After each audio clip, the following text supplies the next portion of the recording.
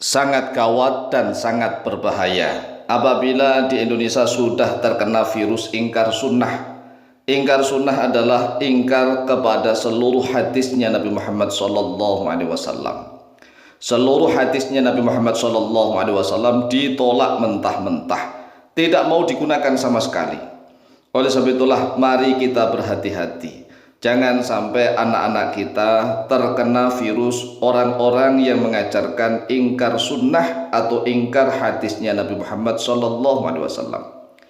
Orang-orang ingkar sunnah itu pada tahun 2006 sampai 2009 kami sendiri Al-Fakir Mu'allim sudah sering berdebat dengan orang-orang ingkar sunnah.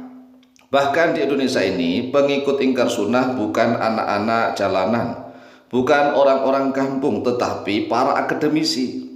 Banyak sekali mahasiswa dan sarjana, bahkan ada yang S2, S3. Mereka banyak mengikuti kelompok ingkar sunnah. Mereka hanya menggunakan Al-Quranul Karim, tetapi sesuai dengan pemahaman mereka sendiri. Ini sangat berbahaya. Dan ingkar sunnah ini sudah ada sejak zaman dahulu. Bahkan Imam Asy-Syafi'i radhiyallahu an menulis kitab Ar-Risalah. Di dalamnya beliau menjelaskan tentang kesesatan orang-orang yang ingkar sunnah, orang-orang yang ingkar terhadap hadisnya Nabi Muhammad SAW.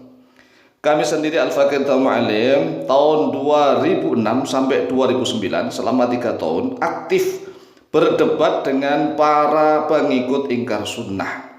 Orang ingkar sunnah itu nggak mau sholat fardu 5 waktu karena katanya tidak ada perintah di dalam Al-Quranul Karim tentang sholat fardu 5 waktu. Apalagi di dalam Al-Quranul Karim tidak ada tuntunan sholat fardu 5 waktu mulai dari takbiratul ihram sampai salam. Memang nggak ada, ya memang nggak ada.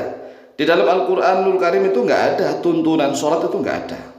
Oleh sebab itulah harus kita jelaskan sejelas-jelasnya agar kaum muslimin wal muslimat Indonesia yang rata-rata mengikuti akidah Ahlussunnah wal Jamaah paham bagaimana orang ingkar sunnah itu mempengaruhi ya para generasi muda kita. Karena orang-orang ingkar sunnah itu di mana-mana pedomannya Al-Quran. Jadi mereka ini seolah-olah Al-Quran, Qurani begitu. Mereka menyebut dirinya sebagai generasi Qurani. Nah, ini kan kata-kata yang bagus. Generasi Qurani, generasi Al-Quran. Tetapi mereka secara pelan-pelan meninggalkan hadisnya Nabi Muhammad SAW. Mereka tidak mau sholat fardu 5 waktu yang dikatakan jungkar-jungkir, komat kamit begitu. Kemudian mereka tidak mau mensolati jenazah. Jenazah disolati itu nggak mau karena nggak ada dalam Al-Quran. Lah, kalau kami melihat sendiri tentang gelagatnya Panji Gumilang, ini seolah-olah beliau sudah terkena virus ingkar sunnah. Sudah terkena virus ingkar hadisnya Nabi Muhammad SAW. Orang-orang ingkar sunnah itu senantiasa menggunakan dalil di dalam Al-Quran. Contoh 3 dalil yang sering digunakan. Yang pertama dalam surat An-Nisa ayat yang ke-87. Kemudian dalil yang kedua di dalam surat Az-Zumar ayat yang ke-23. Dan yang ketiga di dalam surat Al-Jathiyah ayat yang ke-6. Mari perhatikan. Di dalam surat An-Nisa ayat yang ke-87, qala Allah azza wa jalla a'udzu billahi minasyaitonir rajim. Bismillahirrahmanirrahim. Allahu la ilaha illahu la yajma'annakum ila yaumil qiyamati la raiba fihi wa man asdaqu minallahi haditha. Orang-orang ingkar sunnah mengatakan wa man asdaqu minallahi haditha. Siapakah yang lebih benar minallahi daripada Allah hadithan berupa hadisnya. Jadi Allah itu hadis begitu. Allah punya hadis. Sebaik-baik hadis ya Al-Quran. Sehingga mereka mengatakan nggak ada hadis yang disandarkan kepada Nabi Muhammad SAW. Sehingga orang-orang yang ingkar sunnah itu mengatakan bahwa Al-Quran itu bukan kalamullah. Bukan. Tetapi Al-Quran adalah kalamnya Nabi Muhammad SAW. Sehingga Al-Quran itu mereka sebut sebagai hadis, bukan kalamullah. Ya begitu. Kemudian di dalam surat Az-Zumar ayat yang ke-23, qala Allahu jalla dzikruhu a'udzu billahi minasyaitonir rajim. Allahu nazzala ahsanal hadithi kitaban mutasyabihan mathani. Allah bermula Allah nazzala, yaitu telah menurunkan oleh dia Allah ahsanal hadithi. Ahsanal hadithi artinya adalah sebaik-baik hadis. Jadi Allah telah menurunkan sebaik-baiknya hadis. Kitaban sebagai kitab. Jadi sebaik-baik hadis itu kitaban. Kitabnya Allah itu sebaik-baik hadis. Sebaik-baik hadis adalah kitabnya Allah, begitu. Mutasyabihan yang menyerupai, mathanian yang berulang-ulang. Jadi inilah dalil-dalil yang sering dipakai oleh orang ingkar sunnah, orang-orang ingkar hadisnya Nabi Muhammad SAW.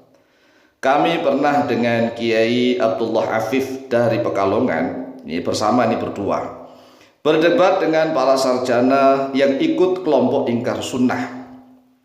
Kemudian Kiai Abdullah Afif Pekalongan ini nggak kuat. Beliau pamit nggak mau meneruskan debat. Mengapa? Karena orang-orang ingkar sunnah itu kalau menyebut Imam Bukhari, menyebut Imam Muslim, Imam Abu Dawud, An-Nasa'i, Tirmidzi, dan Ibnu Majah, para imam-imam al-hadis dan imam-imam al-fikih, mereka itu dihujat mati-matian.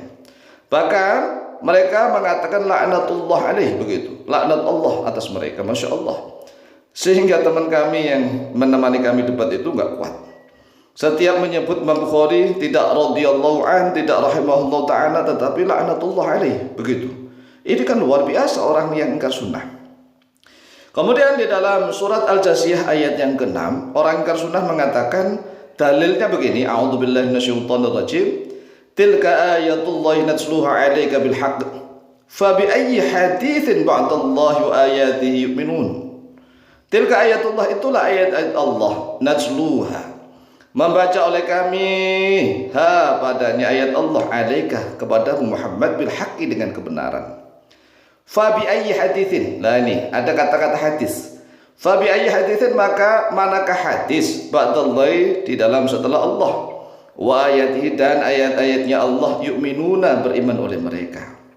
Wahai saudaraku kaum muslimin wal muslimat rahimakumullah, khususnya saudara-saudara kami para pecinta dan subscriber channel YouTube Al-Mu'allim Center, mari dekatkan putra-putri kita kepada para ulama-ulama yang alim dan alamah, yang faqih, yang arif billah, agar tidak tersesat dengan ajakan orang-orang yang ingkar sunnah.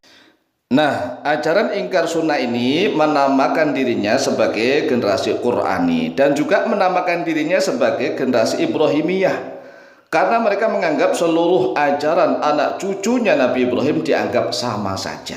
Inilah bahayanya orang-orang yang ingkar sunnah, atau yang menyebut dirinya Qur'ani, atau yang menyebut dirinya sebagai pengikut ajaran Ibrahimiyah. Demikianlah, semoga bisa dipahami dan kita selamat dunia akhirat. Lebih kurangnya mohon maaf. Wallahu ta'ala a'lam bishawab.